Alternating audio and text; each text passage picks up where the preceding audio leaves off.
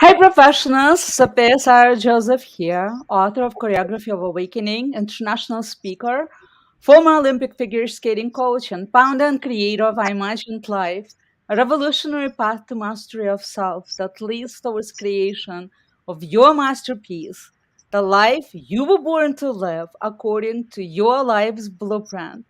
Welcome to Professionals on Air podcast, a podcast where we discuss how to walk, talk, live, and grow authentically as a professional in the 21st century. It is my intention to bring you diverse and exciting speakers and prove that no matter where we come from and what we do, there are clear laws that work through us all that we can tap into to create what we desire. And today, I have the pleasure and honor to introduce you to my amazing guest from Savannah, Georgia, Victoria Baylor. Victoria is a certified mindset and clarity coach, TEDx speaker, number one Amazon bestselling author, columnist for several publications, and podcast host herself. She lives her mission of supporting professionals with building strong mindset and authentic personal brand that allows them to showcase their value, elevate their opportunities, and make a huge impact in their work and in the world. Welcome, Victoria. Thank you so much for your generosity and gift of time and wisdom to share with us today. Oh, thank you for having me, Sophia, and thank you for that warm welcome. And I'm really impressed. I actually didn't know you had an ice skating background as a coach. That's impressive. Yeah, and we're like in the middle of the Olympics right now, right? With all the Yeah. craziness. Yeah. Victoria, tell us a little bit about what do you do and how did you get started? Oh, well, isn't that always the loaded question? I think as a coach is, it's always fun to kind of unpack people's stories, but I have a story myself. Essentially, I guess I could tell it to you in story form. My story pretty much started when I was 8 years old, and I actually at one point prior to that wanted to be an ice skater. When I realized I have the legs, but I don't have the the flexibility or any other kind of talent related to that. I set my eyes on the sciences, and at 8 years old, I saw Jacques Cousteau for the first time. It slapped me in the face, and I realized I wanted to be a marine biologist. So Mm, fast forward through high school, college, all of that. Well, to college, I went to school for marine science. Was able to get a great internship while I was there, travel and do really great research as an undergraduate. When I graduated from school, the I guess the best pathway that was paved for me was to go right into the research I had started, and for 15 years I did that. Well, that's where my story gets a little bit interesting, and that's where my TEDx talk kind of picks up on how I ended up where I am here and now, because I kind of hit a little bit of a brick wall. So, as I've come to understand, life is like a book, there are several chapters to it. And I was getting to the end of my chapter in research, and I really didn't know what to do with myself outside of that. Long story short, I started to deal with confidence issues, challenges, identity issues, because I had always identified by the role I played, and I never took the time to really authentically establish who I was as a person apart from mm, that role. So my TEDx talk is "You are who you are, not what you do." So I did what comes natural to me and what I've now come to realize is my superpower and gift, which is unpacking people and developing programs to help people do that. Well, I turned that gift on myself, being highly analytical and creative, and I was able to get down to the bottom of who is Victoria. And that's where I discovered all along that I'd always been a coach. People had always pulled me to the side. They were always seeking the kind of advice, the insight that I gave. And I was always a natural cheerleader. And through that trajectory and some other things that was kind of neat that happened, a side entrepreneurial business where I was making, I was a gown maker. All these things kind of converged like a rope. And it got me to the place where I realized that really I want to empower people for a living. So I, got certified in coaching, training. I've had extensive experience helping people through tough situations.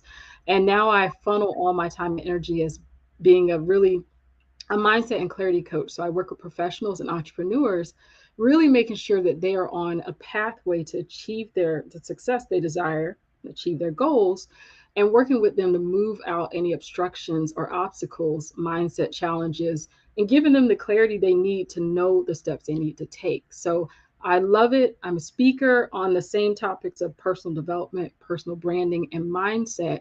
And of course, I coach in those topics. And later this year, I'm getting into organizational development where I will be able to take more of what I do into corporations and businesses like that to do help, to help and assist on a higher level. So, absolutely love it. And that's a little bit about me and what I do.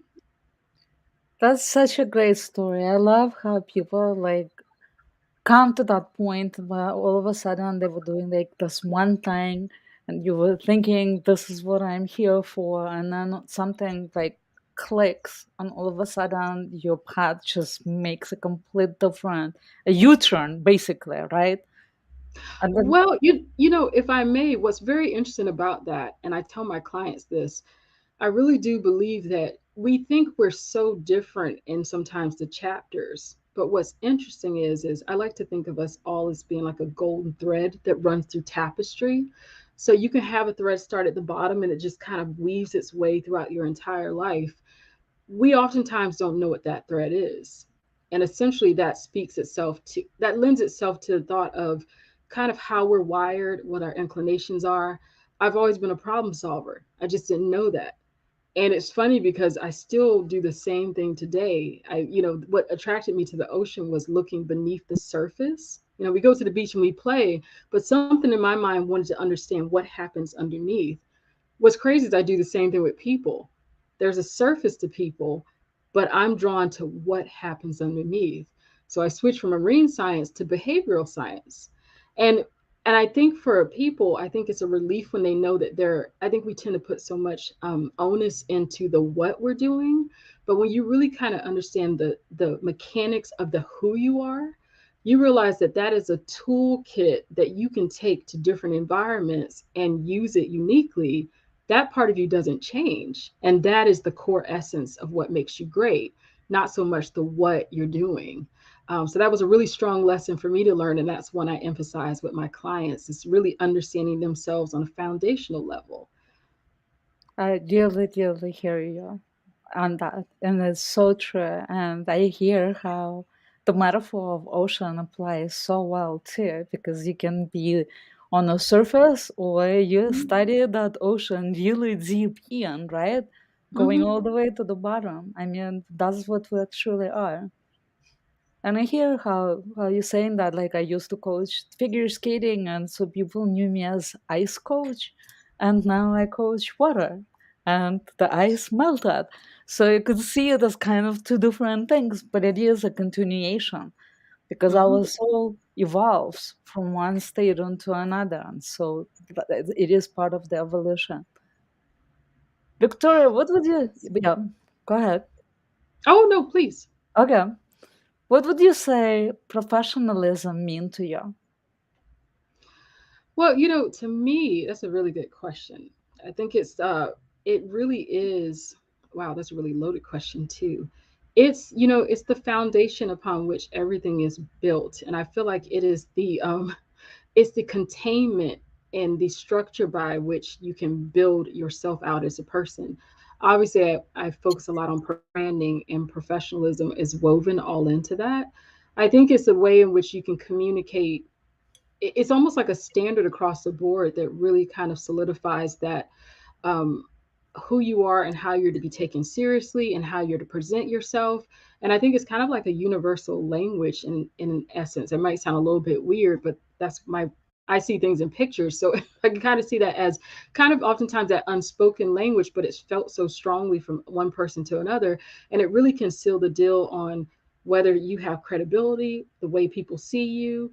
And to me, that parallels personal branding so well because your personal brand is your image and your reputation. And one of the characteristics that you want it to be is highly professional, because that is, again, kind of like that platform that's going to inform people how they should approach you and what they can expect from you and how to engage with you.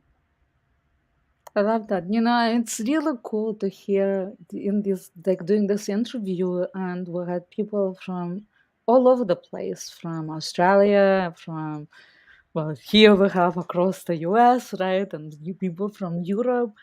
And to hear how people relate to what professionalism means to them and how how many points are, like you're saying, universal, and then there are some other points that would come up and you're like, wow, never even thought about it that way. So it's really awesome to get such a perspective and diversify our view of life and ourselves. And at the end of the day, it always keeps coming back to, it comes back to who you really are in the heart. I would What definitely would agree you, with that. Hmm. what is your biggest strength as a professional? You know, you asked me if you had asked me that a few years ago when I was kind of stuck 10 years ago. And I think the funniest thing about strengths is you use them and you don't oftentimes know what they are. But to answer your question, uh, I would consider my biggest strength is my actually it's kind of a dual strength. It's my analytical capabilities and my intuitive nature to feel and sense people. And I think they almost morph into one thing because in order I think to really properly analyze, it's one thing to observe something, but it's a whole nother thing to be able to observe it and then to step into the shoes of someone. It's a difference between being one dimensional and three dimensional. And you know, it's a gift I always had, and I just really used it and didn't notice it.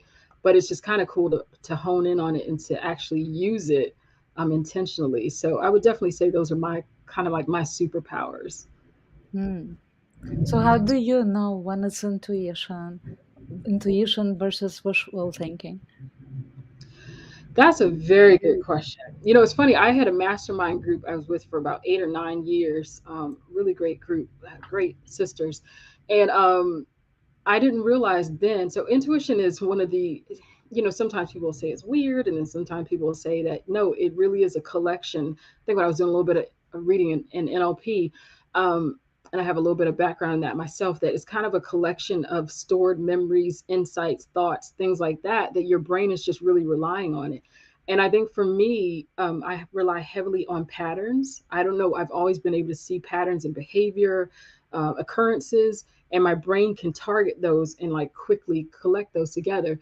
So that versus wishful thinking, I think an unchecked intuition that's just allowed to run wild without kind of having the proper checks and balances can lead you down that road. But I believe it's one of those kind of capabilities and gifts that if you adjourn it, if you attach it with a little bit more of the logical side, just to kind of check and balance it, maybe run it by someone, that helps to strengthen the insight. So I think it is a delicate, it's a delicate dance. Where I loved how you can zoom in into that. We had this question when I was getting my master's degree in spiritual psychology, and someone asked this question to my teachers, and they said, "Well, so how do you tell the difference between intuition versus wishful thinking?" And my teacher would say, "If it comes to be, then it was intuition, and if it doesn't, then it was wishful thinking." that's an even better way to judge that. That's funny. That's a good point. What would you say your biggest weakness as a professional is, and how do you deal with it? Oh, that's easy. That's a characteristic of my personality type. Is I like to say I'm a recovering perfectionist.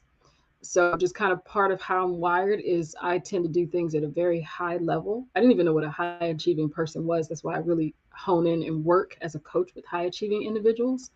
Definitely my weakness is it used to be like paralysis of analysis, which comes from trying to make sure you're picking the right method, the right way to get something accomplished. I've since handled that because I think mindfulness is about all about being aware. So when you're logically aware, when you're consciously aware of the issue or challenge you're having, it's easier to kind of pinpoint and see it. So I love the whole 80/20 rule because I know that in my case, if I do 80%, that really is technically probably compared to other people, it might be like 110%. So it's just a way to trick my brain and say, okay, Victoria, don't go into 100%. Just do it at 80% because it'll never get done. And I'm, Mm-hmm. I'm in my 40s. You make enough mistakes, you kind of learn yourself. It's like, I'm not going down that road. And then I think it comes back to trust. So when you authentically kind of understand your personality type, you understand what your strengths are, you can focus your energy that. And I think it becomes less about becoming perfect, because when you're aware of what you're good at, you don't really have to strive for perfection. I've told my clients, strive for excellence.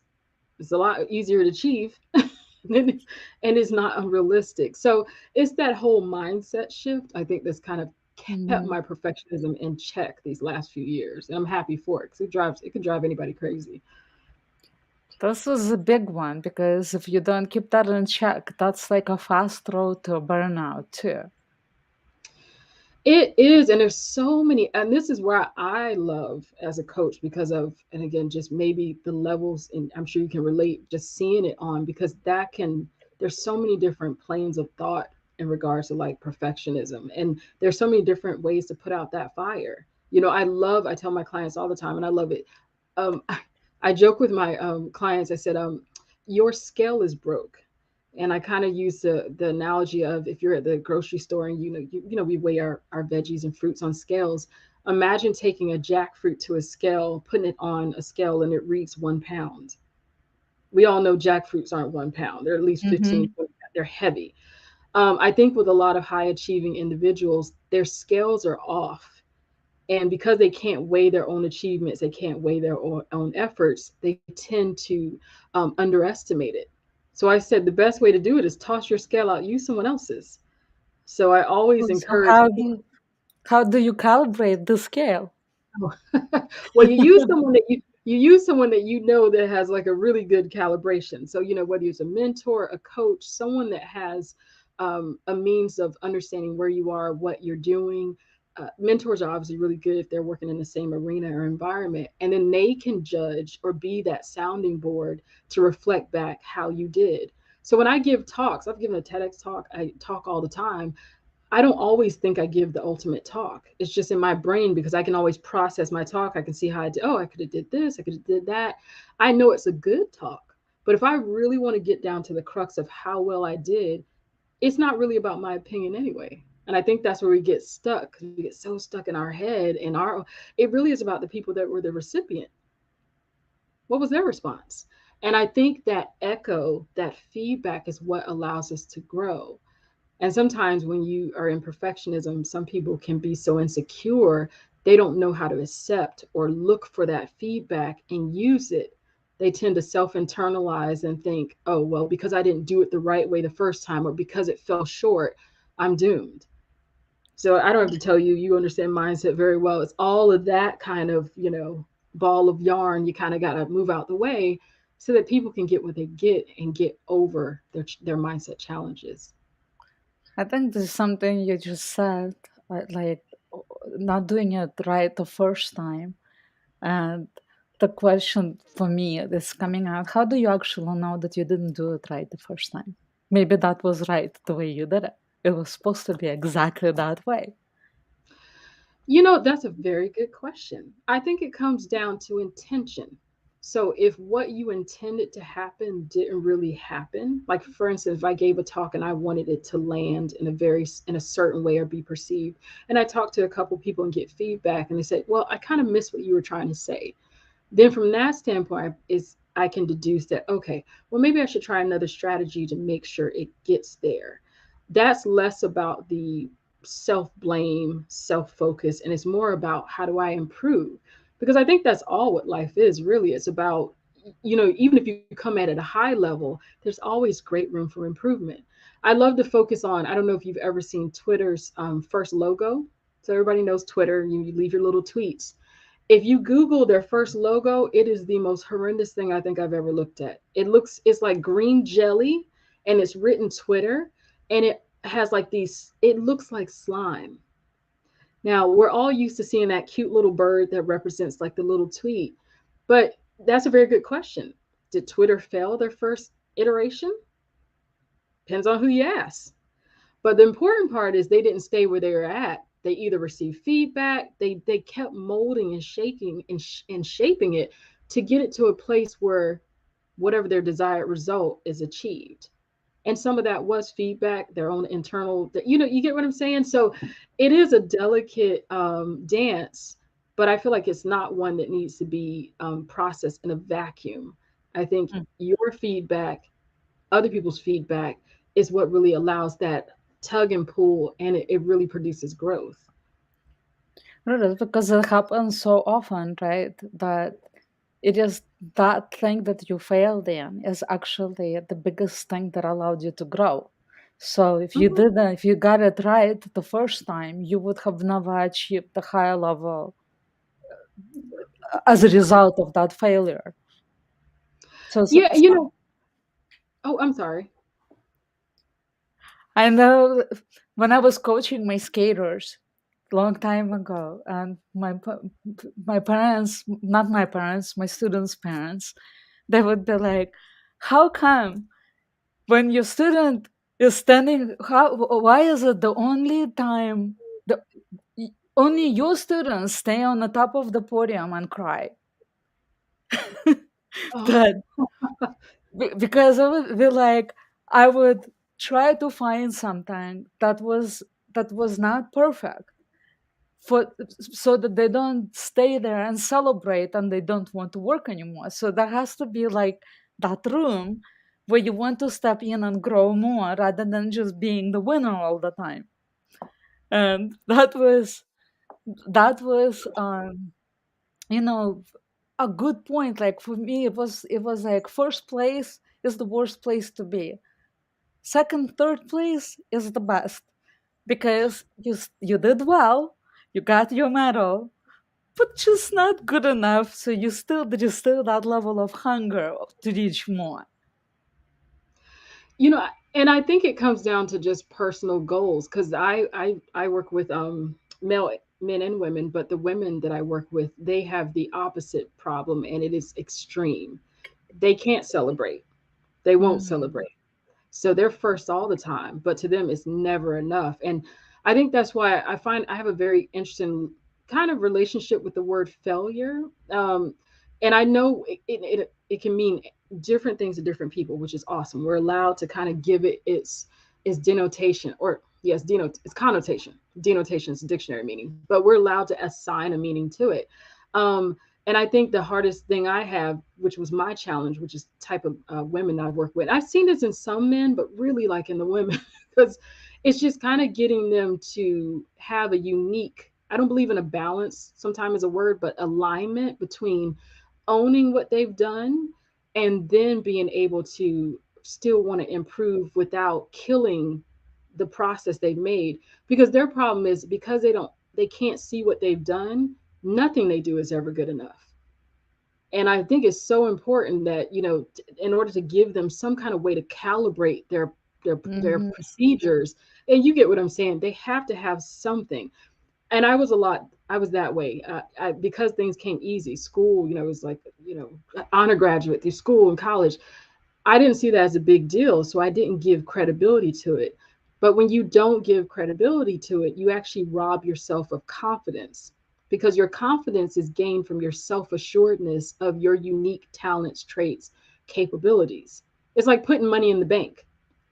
You can have the check, but if you never deposit the check, then you won't have anything to withdraw from. So I always had these clients that would be working with 500, Fortune 500 companies. They'd be high up on the ladder. And I would simply ask them, why did the company hire you? And they would go blank. They have no idea why they were hired. And that's very interesting because that's like being on that podium with the medal and being like, how did I get this again? Mhm. And it is a weird, delicate balance because you do want people to own where they're at. You're absolutely right, but not lose that desire and drive to grow. How do you keep that So in connection? do you see that as a big issue that people do not reside in the present moment and that's why they feel that I'm not good enough because they are either being stuck in the past or they're looking into unrealistic future and cannot find that place of being in the present moment, and that's the place of true assessment. This is who I am, and I am perfect the way I am in this moment right now.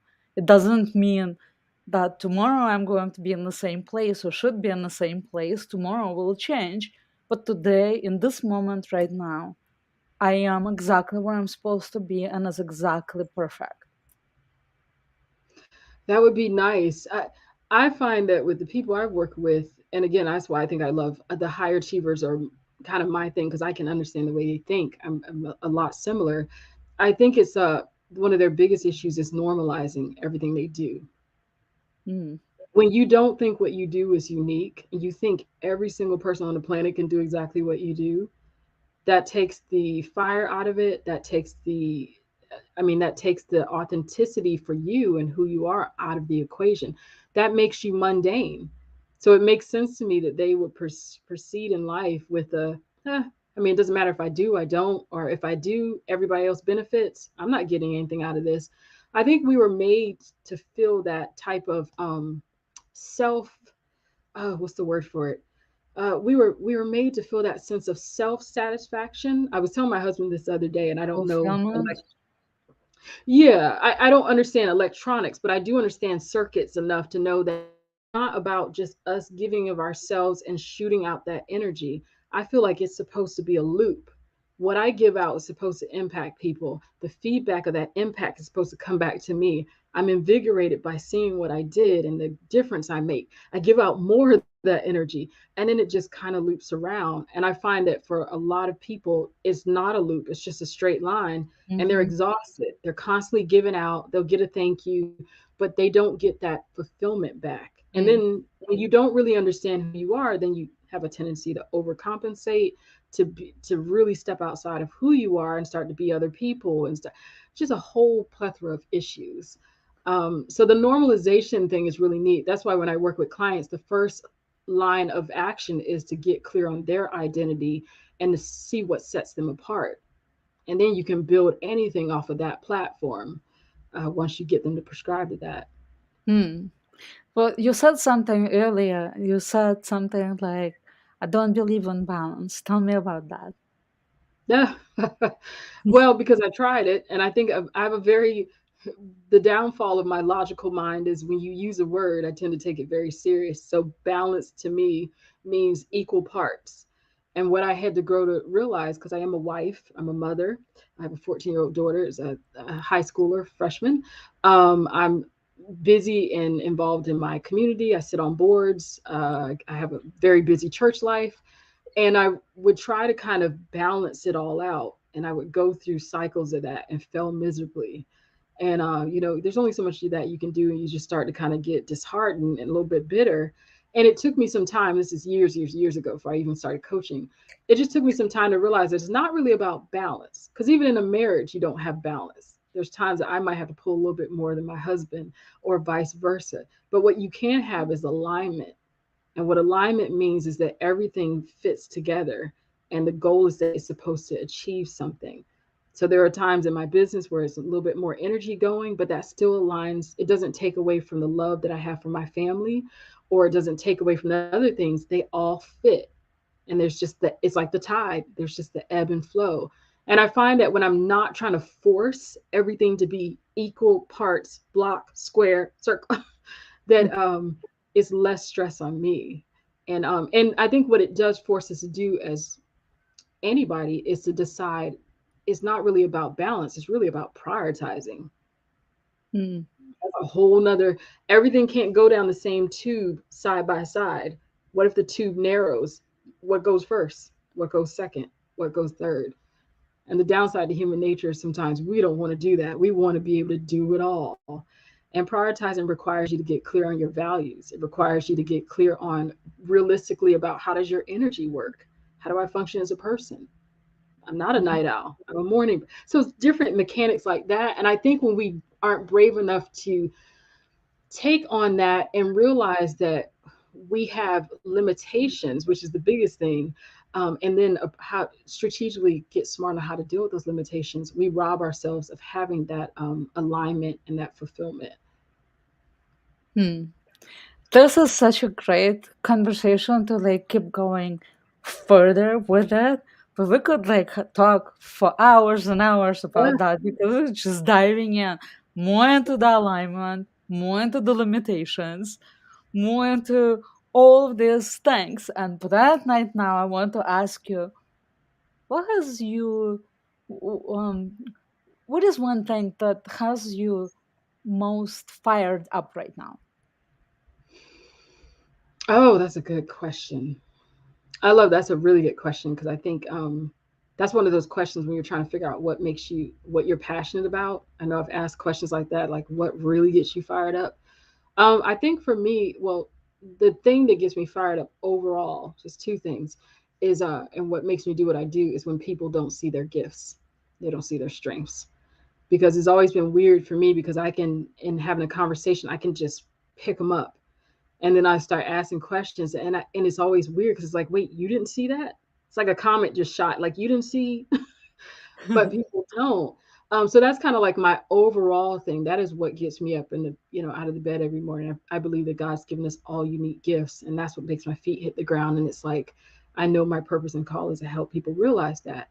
But in the current climate, what really has me kind of like agitated is um, just the overwhelm that Mm, exists with people in general. And again, a lot of times I focus, just professionals across. I think we can say professionals across the board because there's so many people that are not only just working their jobs and careers, their family people, and then with things going on with COVID, it's impacted how kids do their school, and then there's just been a lot of weight added onto individuals. And I think people in the past have been able to get away with kind of not knowing themselves, not just kind of moving things along. And I feel like that added weight is really starting to show where the cracks were.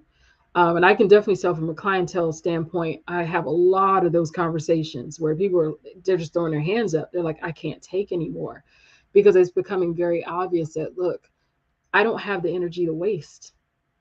I don't have the brain power to waste. It's all being sucked up. How can I give myself cushion? How can I give myself some kind of reprieve? And I think when you get to the point of those kind of challenges, which I think is a beautiful thing, not the challenge themselves, mhm, but as human beings, we don't change unless we're motivated to do so. We all know that, mhm. unless there's some kind of pain or gain involved. I'm guilty. It wasn't until I gained my, 15 pounds COVID fluff that I was like, wait, that's not me. And of course I took the necessary action and got rid of it, but it's not until it's uncomfortable, right? You're walking up the stairs and you're like, I used to not be that winded. So I think it's really neat that people are asking us questions, but that has me very kind of hyper vigilant and watchful and sensitive and empathetic, because I realize that people are like that rope that's down to, it was like three intertwined and now it's down to like one on one and starting to pull apart. It's a lot. Hmm. Victoria, imagine that your name changed today and you are no longer called Victoria, and you have to choose a new name out of these four: success, trust, courage, or passion. Which of these names would you choose, and what would change in in your life as a result? Hmm, that's a good question. um well, my word for the year is bold. So I would, trust is kind of a normal part of my being and makeup, so I don't feel like that would be a change. I would go for courage, because I Courage? feel, yeah, I Courage. think, So your name is now Courage Baylor. yes. So Miss um Courage, that becomes your name. As your name changed now and you're Courage, what changes in your life? what's interesting is Victoria means victory, and I kind of Yeah. like translate that victory in God. And you can't have victory without a fight. I Hmm. think changing it to courage means that you run head on into more fights, so you can have more victories. So the thing I love about courage is I don't think we any of us could have enough of it. It's about really turning up the heat. If you want the pot to boil, you got to turn up the fire. So um, I think for me, what changes is what I feel like is already in a line for me to go in the direction of, which is like my word of the year, the whole boldness, the whole go out there, the whole I think you probably feel like you have the same responsibility. Our job as the people that come alongside and we're thought partners with people, not to tell them what to do, not any of that. That's not what coaching is. But our job oftentimes is to find the people because a lot of people don't. I don't know about you. I know when I was not operate, when I was a bit lost and was having an identity crisis, I think I was the last person to know what was happening Hmm. because when you're so busy, you're so used to conquering and making things happen. It's almost like a weird downwards fall that happens, and you don't know how you end up at the bottom of the pit. And then you try what you normally do, and you realize, like, wow, that's is not more action that I need. It's more self-realization. It's more this, that, and the other. So my courage would focus on turning up the heat on what I'm doing already, and going into the places because working with high achieving individuals, you kind of got to go bear hug them and with love, much love. But again, being one myself, you don't notice what's happening. So it takes courage to go in and, really just try to help people get what they need. Um, because I'm happy for the people that have done that for me and for having the courage to do that for myself. And so let it be so. I would say, And so be it. yes, Yes. absolutely. Well, my question is for the audience. Imagine that your name changed today and you have to choose a new name out of these four: success, trust, courage, or passion. Which of these names would you choose and what will change in your life as a result? Write your chosen word in the comments or send me a message and receive a gift from me. And you can see how Victoria chose courage and what would happen. And maybe you want to choose courage as well, or maybe something else. All right, Victoria, thank you so, so much. It was such a great interview. I loved your sharing, your passion, your confidence, and wisdom. It was just really, really such a great contribution. Thank you. Thank you And for having me. It was an honor talking to you. I enjoyed it very much. where would people find you? Oh, it's easy. I'm self-branded. So victoriabaylor.com, website. You can go on Instagram, Facebook, everything's under the name Victoria Baylor, minus Twitter, which is Victoria D, as in like Daisy Baylor. My middle name isn't Daisy. So yep, by name. And please feel free to reach out. If you want to email me, my email is victoria@victoriabaylor.com. I always love to hear from other people and get feedback. I don't bite. I love people just out of the honesty of my heart, and I love to see people succeed and grow. So feel free to reach out.